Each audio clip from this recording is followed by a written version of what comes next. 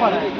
जैसे हम पूरे ब्रह्मांड में कहाँ पर स्थित हैं, तो ब्रह्मांड में किस आकाश गंगा में हम रहते हैं, उस आकाश गंगा का नाम है मिल्की वे।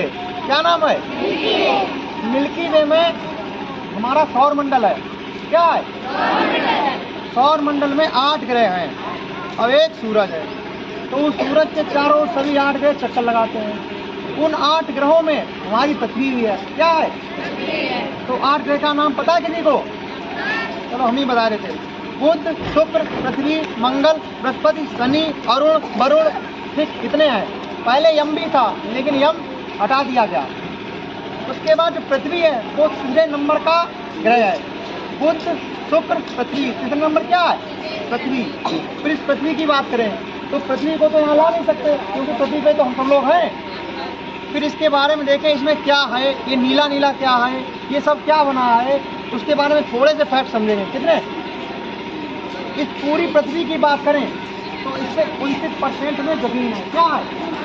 29% पर जमीन है और 71% पर पानी है। क्या है? 71% पानी में बहुत बड़े महाद्वीप में लगभग 7 बड़े महासागर हैं। कितने? 7। और इसी जो 71% है उस पर जल है। तो आगे आ जाओ, आगे आ जाओ बच्चों, आगे। पृथ्वी नहीं है, पृथ्वी का क्या है? ग्लोब है। क्या है? ग्लोब। तो ये पहले तो इसके बारे में जानकारी लेंगे। तो जब पृथ्वी अपने अक्ष पर घूमे इस तरीके से, इसे कहते हैं घूर्णन गति। क्या कहते हैं? और इसी गति के कारण कौन से क्या चीज होती है? दिन रात। क्या होता है?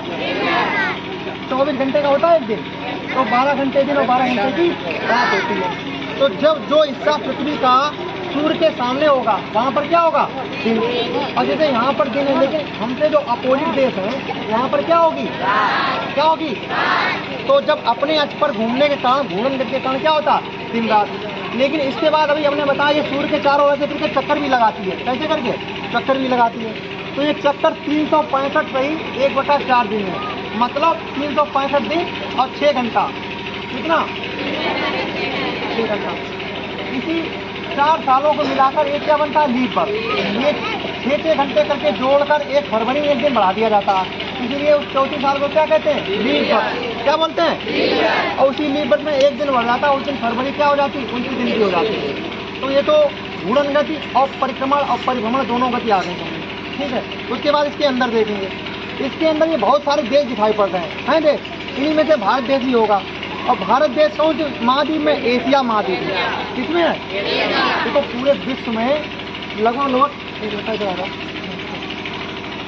लगभग 7 महाद्वीप है। कितने? 7 में से पहले नंबर का सबसे बड़ा महाद्वीप है एशिया। देखो कितना? एशिया, अफ्रीका, उत्तरी अमेरिका, दक्षिण अमेरिका, अंटार्कटिका, यूरोप, ऑस्ट्रेलिया। कितने हैं? 7। वैसे हैं तो 8 लेकिन किताबों में 7 ही आते हैं।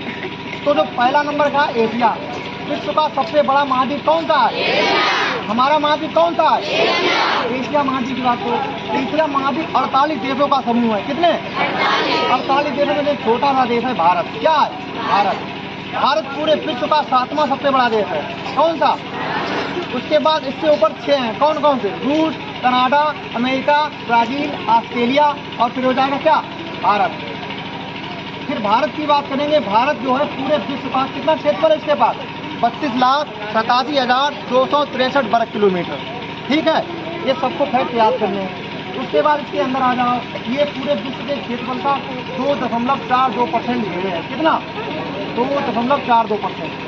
फिर इसकी त्रिज्या की बात करेंगे। इसका आप देखेंगे कि कितनी बड़ी पृथ्वी है। ये पृथ्वी की त्रिज्या कितनी है?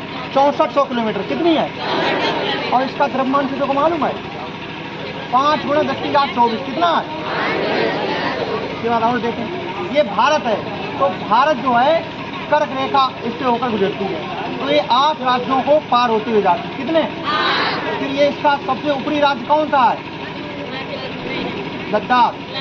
कौन सा है? लद्दाख। और सबसे नीचे कौन सा है? तमिलनाडु। कौन सा है? तमिलनाडु का कन्याकुमारी ऊपर है और नीचे केप कोमोरी में भी एक। तो मतलब इधर उधर पॉइंट फैले हुए हैं, एक सबसे ऊपर है, एक सबसे नीचे है। सबसे पूर्वी राज्य कौन सा है? गुजरात। सबसे पूर्वी राज्य और सबसे पश्चिमी राज्य इधर देखो। उसके बाद इसकी पूरब से पश्चिम की लंबाई कितनी है? एक देखो, एक इसकी पूर्व से पश्चिम लंबाई है, एक उत्तर से दक्षिण लंबाई है। तो उत्तर से दक्षिण लंबाई वो ज़्यादा है, वो कितनी है? 3214 किलोमीटर। कितनी है? मतलब 3214 किलोमीटर। अगर ये दूरी तुम पार करोगे तो तुम पूरे भारत को क्रॉस कर सकते हो। कैसा? उत्तर से दक्षिण, फिर ऊपर पहुंच जाओगे चीन देश में, फिर नीचे पहुंच जाओगे हिंद महासागर में।